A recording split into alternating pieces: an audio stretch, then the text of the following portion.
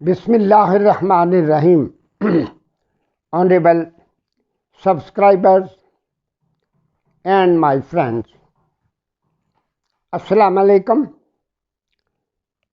ایک دفعہ ہم پھر اپنی محفل سجا رہے ہیں. اس محفل میں ہمارا جو ٹاپک ہے وہ ہے انٹروڈکشن اور دا پروسیس آف ریہیبلیٹیشن. اب جس ٹاپک پہ ہم بات آگے بڑھائیں گے، process of my rehabilitation, process of rehabilitation یا مائی ریہیبلیٹیشن جو بھی کہیں. اور یہی زندگی کا سب سے مشکل مرحلہ ہوتا ہے. پڑھ لینا، سرٹیفکیٹ حاصل کر لینا، ڈگریاں حاصل کر لینا، وہ بھی آسان کام نہیں ہے، لیکن ریہیبلیٹیشن کے مقابلے میں انتہائی آسان ہے. جیسے میں نے گزشتہ نشستوں میں آپ کو بتایا کہ تعلیم شروع ہو گئی، کن کن مراحل سے گزرتے ہیں، عجیب و غریب مراحل سے گزری. اور اس کے بعد تعلیم بیسک ایجوکیشن تو شروع ہو گئی. فیصل آباد میں al Faisal centre of the blind, جہاں میں نے اپنی اسپیشل ایجوکیشن سٹارٹ کی تھی، وہاں ان دنوں ٹوٹل 2 استاد تھے. جناب قبلہ نثار احمد شاکر صاحب جو میرے بریل ٹیچر تھے، اور ایک ماسٹر نثار احمد تھے جو کین ورک وغیرہ اس طرح کا کام چھوٹا موٹا سکھاتے تھے. اب جب 1974 میں اس دور کے لیڈر ہمارے پرائم منسٹر ذوالفقار علی بھٹو نے بہاولپور بلائنڈ اسکول کا دورہ کیا، اور وہ پہلا ایسا واقعہ تھا کہ کسی سربراہ مملکت نے بلائنڈ اسکول دیکھا، صحیح معنوں میں ٹائم لگا کے، اور جو احکامات وہاں صادر کیے ان پہ اب تک عمل ہو رہا. سربراہان آتے ہیں جاتے ہیں، ان کے احکامات نافذ ہوتے ہیں اور نافذ ہونے سے پہلے ہی ختم ہو جاتے ہیں. تو بہرحال وہ باتیں تو علیحدہ ہوئیں. وہاں ایک جو حکم دیا گیا تھا، جو فیصلے کیے گئے تھے، 2 بریل پریس بنائے جانے تھے. ایک بریل پریس نیشنل بک فاؤنڈیشن کے تحت، اور دوسرا وہ جو government school for the blind Bahawalpur تھا اس کے انڈر لگنا تھا. وہ جو پریس بہاولپور میں لگنا تھا، وہ سلیبس کی کتابیں جو ہیں وہ لکھے گا، اور جو آؤٹ آف سلیبس بکس وہ نیشنل بک فاؤنڈیشن. فیصلہ تو ہو گیا، لیکن یہ بہت بڑا کام تھا اور پہلی دفعہ ہونا تھا، ایک دم تو نہیں ہو جانا تھا، ٹائم لگنا تھا. آہستہ آہستہ بھرتیاں شروع ہوئیں، جو مختلف پروسیس ہوتے رہے. لیکن ہمارے جو استاد تھے، بریل ٹیچر تھے، بڑے میں نے بتایا ماہر تھے اپنے شعبے میں، ان کو بھی وہاں جاب مل گیا. بہاولپور میں جو بریل پریس لگنا تھا وہ چھوڑ کے چلے گئے. انہوں نے مجھے کیا بتایا، نصیحتیں کی، یہ باتیں آپ پہلے دیکھ چکے ہیں. اب ہوا یہ کہ وہاں الفیصل سینٹر میں اور کوئی ایکسپرٹ، نہ تو ایکسپرٹ بریلسٹ تھا، اور نہ ہی بقول کیپٹن M.R. ملک صاحب جو مرحوم مغفور ہمارے آقا و مولا تھے، انچارج تھے، راہبر تھے، سب کچھ تھا جو کہا جائے. انہوں نے کہا کہ آپ یہ کام سنبھال لیں. میں نے کہا دیکھیں میری تو ابھی کوالیفیکیشن بھی اتنی نہیں ہے اور پریکٹیکل ایکسپیرینس. انہوں نے کہا جو بھی کچھ ہے آپ نے کام سنبھالنا. میں نے کہا یہ بالکل. تقریباً 72-73 سے جو بھی نئے لوگ آتے تھے، پورے ملک سے لوگ آنے شروع ہو گئے. اڈلٹ لوگ آتے تھے، اب اور خواتین آتی تھی، آہستہ آہستہ، بہت آہستہ آہستہ. تو لیکن ان کو پڑھانا، سمجھانا اور موٹیویٹ کرنا، اویئرنیس پیدا کرنی، یہ میری ذمہ داری.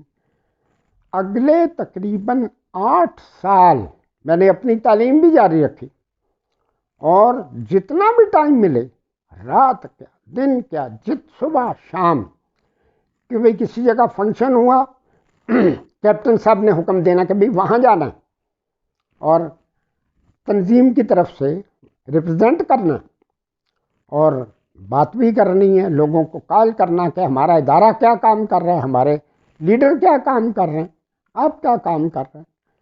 میٹنگ میں جانا، لوگوں سے راہ و رسم پڑھنا شروع ہو گیا بہت تیزی سے۔ لیکن ایک بات اس وقت بھی میرے ذہن میں تھی کہ جب تک میں نے پرسنل ریہیبلیٹیشن، اپنی بحالی کے بارے میں کام نہ کیا، میرے واعظ و لیکچر کوئی نہیں سنے گا، اگر سنے گا بھی تو بس سن کے کان جھٹک دے گا۔ تو اس لیے میں نے اپنی تعلیم کے اوپر پوری توجہ رکھی جب بھی موقع ملے، اور وہ دور تھا، اب آج بھی مجھے یاد آتا ہے، ہم لوگ 10 بہن بھائی تھے، اب بھی ہیں اللہ کا شکر، تو تمام بہن بھائی، والدین، والد والدہ، اور میرے جہاں رہتے تھے بھائیوں کے دوست، کوئی بھی ملے تو ہر ایک کا یہ ہوتا تھا، میں بھی ان کو کہتا یار تھوڑا بہت پڑھا دیں، سنا دیں۔ ان دنوں نہ تو کوئی بریل میں بک ملتی تھی، ٹاکنگ بک کا سسٹم ابھی آیا ہی نہیں تھا ہمارے، کسی تھوڑا بہت ہو تو ہو، اور اس طرح کے معاملات تھے۔ تو دیکھتے ہی دیکھتے اللہ کی مہربانی ہوئی کہ میں نے 73 میں میٹرک، 74 میں ایف اے، 74 میں فاضل فارسی، منشی فاضل جس کو کہتے ہیں، 75 میں ایف اے، 76 میں بی اے، وہ بتایا تھا نا آپ کو کہ کیا طریقہ کیا تھا۔ 77 میں ادیب اردو، 78 میں ادیب عالم، 79 میں ادیب فاضل، پھر اقبالیات ایف اے اور بی اے، اور 81 میں ایم اے اردو پنجاب یونیورسٹی سے ہائی سیکنڈری ڈویژن میں۔ یہ بھی ہو رہا تھا ساتھ ساتھ، اور ساتھ ساتھ وہ جو میری پریکٹیکل ایجوکیشن تھی، پریکٹیکل ایجوکیشن ہی اس کو کہہ سکتے ہیں نا، جو اللہ کی طرف سے میری ڈیوٹی لگ گئی تھی، اور بڑی رسپیکٹ تھی، سب کچھ تھا۔ لیکن اس پورے پروسیس کے دوران یعنی 72 73 سے 80 تک کوئی بھی ایسا شخص نہیں آیا جس کے بارے میں سوچا جائے کہ یہ بہت بڑا ایجوکیٹر ہے، تعلیم دے گا۔ پڑھے لکھے لوگ بے شمار موجود تھے، لیکن اللہ نے جو کام جس سے لینا پھر اس سے ہی لینا نا۔ چلتے چلاتے ہمارے والد صاحب ریٹائر ہوئے، فیصل آباد سے جنگ جانا پڑا، مجھے اپنا فیوچر چینج کرنا پڑا، یہ ساری باتیں سرسری آپ کو بتائی جا چکی ہیں۔ اب جب 81 میں میں نے ایم اے کے بارے میں 80 میں ہی سوچ رہا تھا، ایم اے کے پیپر ہونے تھے 1981 میں، میں نے کیپٹن ملک صاحب کو بتایا کہ آپ دعا کریں کہ ہو جائے۔ انہوں نے کہا کہ اب کیونکہ 79 میں جنرل ضیاء الحق نے الفیصل سینٹر کا دورہ کیا تھا، جب دورہ کیا اخبارات میں خبریں آئیں، بڑا کچھ ہوا، بہت کچھ ہوا، اور اس ادارے کا سفر عروج ہی تب سے شروع ہوا جب ضیاء الحق نے پورے اور بے شمار سیاسی لیڈروں کے ساتھ دورہ کیا۔ پورے ملک میں واہ واہ مچ گئی کہ جو کام ہو رہا وہ تو فیصل آباد میں ہو رہا۔ بے شمار لوگ آنے شروع ہو گئے، اسٹوڈنٹس کیا، بڑے کیا، چھوٹے کیا، ڈونیشن، بڑا کچھ ہو رہا تھا۔ کیپٹن صاحب نے کہا کہ اب ہمیں ضرورت ہے ایک کمپیٹنٹ بریل ٹیچر یا ایجوکیٹر کی، کہ جو خود بھی تعلیم یافتہ ہو، اس کی ابیلٹی پوری ہو، اور اسٹوڈنٹس کو، بڑے بھی آئیں گے چھوٹے بھی آئیں گے، ہم کسی کو نہ نہیں کریں گے۔ اگر کوئی 30 سال کا 40 سال کا مرد عورت آ گئے، ہم اس کو نہ کر دیں کہ تیری عمر زیادہ ہے، تو وہ اگر جا کے گورنمنٹ کو یا ضیاء الحق کو شکایت کر دے گا تو پھر ہمارا تو کام خراب ہو جائے گا۔ اس لیے کسی کو نہ نہیں کرنا، اصول یہ بناؤ۔ انہوں نے سب کو کہا، مجھے ہی کہا، باقیوں کو کہا، جو بھی کوئی بندہ آیا 60 سال کی عمر، ایسے لوگ، میں آپ کو بتاؤں کہ اس دور میں چھوٹے سے چھوٹا اسٹوڈنٹ جو میرے پاس آیا وہ 2.5 سال کا ایک میرا وہ میرا بانجا تھا اور بڑی سے بڑی عمر والا جس کو میں نے ڈیل کیا، وہ جب میں برطانیہ گیا تو وہاں مسٹر جان نام کا کوئی بندہ تھا، اس کی عمر ہی وہ 81، 81 سال کی عمر تھی۔ ہر عمر کے، ہر مزاج کے لوگ میرے پاس آنا شروع ہو گئے۔ تو کیپٹن صاحب نے فرمایا کہ اب نا کوئی کمپیٹنٹ ٹیچر آنا چاہیے۔ میں نے کہا تو آپ فرمائیں کہ بھائی کیا اصول ہو؟ کہنے لگے کہ کچھ بھی ہو جائے نا، میں سب لوگوں کو جانتا ہوں، یعنی وہ، لیکن جو پہلی سیٹ نکلے گی سینئر ٹیچر یا پرنسپل کہہ لیں، ان دنوں سینئر ٹیچر، وہ تو فرماتے سینئر ٹیچر، کسی اور کو یہاں نہیں آنے دینا۔ میں نے کہا جی بے شمار لوگ ہوں گے جو خواہش مند ہوں گے اچھا جاب مل جائے۔ انہوں نے کہا جی ہمیں اچھا جاب دینے سے سروکار ہی کوئی نہیں ہے، ہمیں وہ بندہ چاہیے جو اس مشن کو آگے بڑھائے، جو کوئی آئے وہ خالی ہاتھ واپس نہ جائے۔ تو آپ نے یہ سیٹ خود لینی ہے، خود کام کرنا ہے۔ میں نے کہا میری مجبوری سمجھیں کہ میرا کیریئر جو ہے اس ایم اے اردو کے اوپر ڈپینڈ کر رہا ہے، تو پھر میرا یہ رہ جائے گا نا، میں تو محنت کروں گا نا۔ تو انشاءاللہ انہوں نے کہا نہیں، یوں کرنا نا کہ جب امتحان نزدیک آئے آپ چھٹی لے لینا، میں آپ کو وداؤٹ پے چھٹی دے دوں گا۔ جب آپ کے پیپر ختم ہو جائے، مجھے اندازہ ہے کہ یہ آپ کا کیریئر بننا ہے یہاں، واپس جب جو ہی امتحان ختم ہو آپ نے واپس آ جانا ہے، لیکن یہ سیٹ نہیں کسی کو دینی۔ میں نے کہا جی اچھا جو آپ فرمائیں تو ہم وہی کر لیتے۔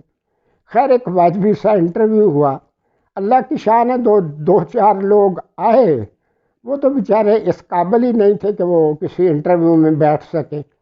اور پھر میرے یہ 7-8 سال جو تھے وہ تو گزرے اس ماحول میں تھے، جو نظام میں نے بنایا یا مجھے اللہ نے بتایا تو وہ اسی کے مطابق چلے۔ اب مجھے اس ادارے کا پہلا سینئر ٹیچر مقرر کر دیا گیا، اور چند دنوں کے بعد میرے پیپر 1981 میں ہونے تھے، میں نے اپلیکیشن دی تو کیپٹن صاحب نے اپلیکیشن کے اوپر لکھ دیا کہ جب تک یہ بندہ واپس نہ آئے پیپر دے کے، اس کے بقایا جات ڈیوز جو ہوتے ہیں بقایا جات نہیں دینے تاکہ یہ واپس آ جائے۔ میں نے کہا جی ٹھیک ہو گیا، میں چلا گیا اور پیپر دے دیے۔ اس کی تھوڑی سی سٹوری آپ کو سنا دی تھی۔ واپس آ گیا، کام شروع کر دیا۔ اب یہ کام شروع کیا تو میں نے یہ دیکھا کہ اس دوران یہ تقریباً کافی سارا عرصہ وہ ادارے سے بھی باہر رہا، جھنگ میں رہا، فیصل آباد تو ختم ہو چکا تھا، تو کافی بڑی تعداد بچے بچیوں کی، اور اس سینٹر میں ایک ناقابل فراموش قسم کا جو ہے وہ اضافہ ہو چکا تھا، لوگوں کا تبدیلی آ چکی تھی۔ اب ان سب کو پڑھانا، تمام بگنرز کہہ سکتے ہیں کہ جو آ تو گئے تھے یہ سوچ کے، یہ سن کے کہ اب یہ بلائنڈ کا ادارہ بن گیا، وہاں پتہ نہیں کیا کیا کچھ ہوتا ہوگا۔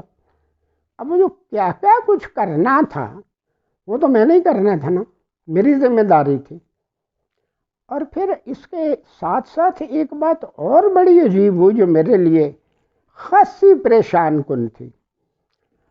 وہاں کی جو ایگزیکٹو باڈی تھی، وہاں کیپٹن صاحب کو چھوڑ کے باقی اکثریت یہ کرسیاں بننے والے کین ورکر اور اس طرح کے چھوٹے موٹے لوگ ایگزیکٹو ممبر تھے، کم سے کم 13 یا 14 لوگ ہوتے ہیں، بعض اوقات ایگزیکٹو میں 16 بھی ہو جاتے تھے۔ اب وہ یہ نہیں چاہتے تھے کہ کل تک تو میں بے روزگار تھا، اب اگر میں اس فیلڈ میں کامیاب ہو جاؤں گا تو پھر تو وہ سمجھتے تھے کہ ان کی تو ویلیو ختم ہو جائے گی، تعلیم تو پھر تعلیم ہی ہے نا۔ اور اب تک اللہ کا شکر ہے کہ میری تعلیم بھی بڑی ایک نارمل طریقے سے نہیں بلکہ ایک حیران کن حد تک مکمل ہو چکی تھی۔ اب جب بھی میری کنفرمیشن کا معاملہ ایگزیکٹو باڈی کی میٹنگ میں، ماہانہ میٹنگ میں جائے، وہ سب جو تھے ادھر ادھر کے وہ ایکا کر لیں، اکٹھے ہو جائیں اور میرا کیس روک دے۔ بار بار جب یہ بات ہوئی تو کیپٹن صاحب بڑے پریشان ہوئے کہ یہ لوگ کیا کر رہے ہیں. انہوں نے کچھ مہینوں کے بعد اچانک ایک آرڈر جاری کیا کہ ادارے کو چلانے والی ایگزیکٹو کمیٹی علیحدہ ہوگی، ایگزیکٹو باڈی، اور تنظیم چلانے والی علیحدہ ہوگی. ادارہ چلائے گی وہ ایگزیکٹو کمیٹی علیحدہ ہوگی. پہلی ہی میٹنگ میں میری کنفرمیشن ہو گئی. کنفرمیشن روکنے کا کوئی جواز نہیں تھا، لیکن جاہلوں کو کیا سمجھائے بندہ، انہوں نے کوئی جواز تھوڑا دیکھنا تھا. اب مجھے یہ سمجھ آ گئی، کنفرمیشن تو ہو گئی، کہ ان بچوں کو، ان اسٹوڈنٹس کو، بڑے چھوٹے، اگر صبح شام 24 گھنٹے بھی پڑھائیں تو بھی ضرورت زیادہ ہے. اور ساتھ ساتھ نئے اسٹوڈنٹس آ رہے تھے.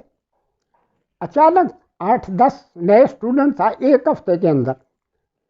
تو ہمارے جو جنرل سیکرٹری تھے وہ بڑی حیرانی سے مجھے کہتے ہیں کہ یہ کیا چکر ہے، ہم نے اتنے سال محنت کی تو گنتی کے اسٹوڈنٹس تھے، جس دن سے آپ آئے تو ایسے لگ رہا ہے کہ دنیا چلی آ رہی.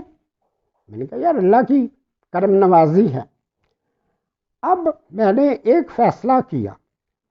وہاں جو ادارہ تھا پرانا گرودوارہ ایک تھا، وہ غیر مسلم اوقاف والوں نے الاٹ کر دیا تھا. اس میں بھی اب عجیب بات یہ ہے کہ اس گرودوارے کو میں نے وصول کیا تھا گورنمنٹ سے 1976 میں.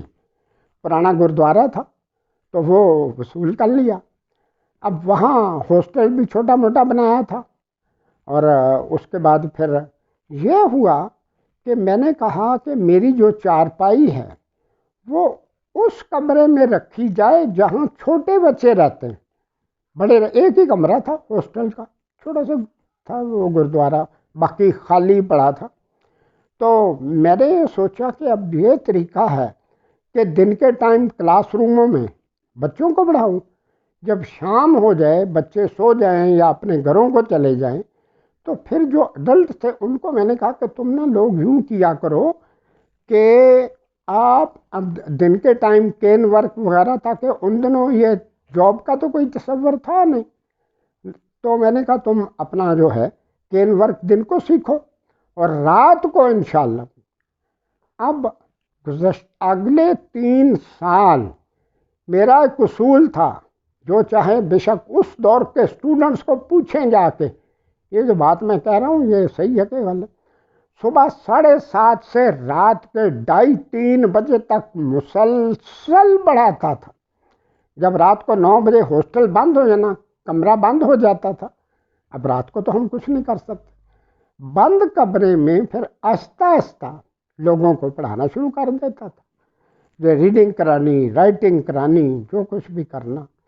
اور اللہ کا شکر ہے وہ دور 3 سال کا، نہ اس سے پہلے کوئی کچھ ہوا اور نہ اس کے بعد.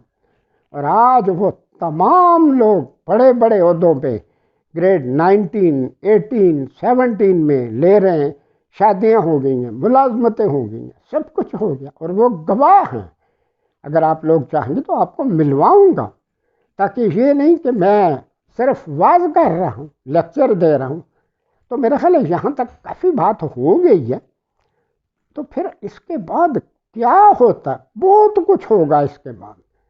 تو آپ توجہ سے سنیں گے، غور بھی کریں گے اور سوال جواب بھی کریں گے. پوچھیں صحیح نا یہ باتیں واقعی ہوئی تھی، خود تصدیق تحقیق کریں. کیا فیصلہ آباد میں یہ ہوا تھا؟ عورتیں بھی آتی تھیں، لڑکیاں بھی آتی تھیں، بوڑھی عورتیں بھی آتی تھیں، مرد بھی آتے تھے، سب کچھ ہوتا تھا. تو ٹھیک ہے نا بھائی. تو آج کی نشست ہماری بڑی یہ ہیڈنگ ٹو ورڈ ریہیبلیٹیشن. اور ریہیبلیٹیشن اتنا آسان نہیں ہوتا، لیکن آسان وہ بھی اللہ نے مجھے پریکٹیکل کرانا تھا. ایسی ٹریننگ کرانی تھی کہ ان فیوچر آنے والے وقت میں کوئی میری ایبلٹی کو چیلنج نہ کر سکے. میری ایبلٹی تو شروع سے ہی چیلنج ہو رہی تھی. یہ جو ان پڑھ قسم کے لوگ تھے وہ تو کہتے تھے آپ کو طریقہ نہیں، آپ نے کوئی اسکول کالج اٹینڈ ہی نہیں کیا، آپ کو کیا پتا یہ کیا ہوتا، آپ کو کیا پتا وہ کیا ہوتا. وقت نے بتا دیا. آج وہ بہت بڑی اکثریت اس دنیا سے جا چکی ہے. دنیا چھوڑ کے وہاں کیا پتہ بلائنڈ اسکول اللہ کے پاس بنایا ہو، لیکن بہت بڑی تعداد لوگوں کی اللہ تعالیٰ سب کی مغفرت کرے تو وہ جا چکے ہیں. باقی باتیں پھر اگلی نشست میں ہوں گی، اور آپ نے غور و فکر کرتے رہنا پورا. والسلام.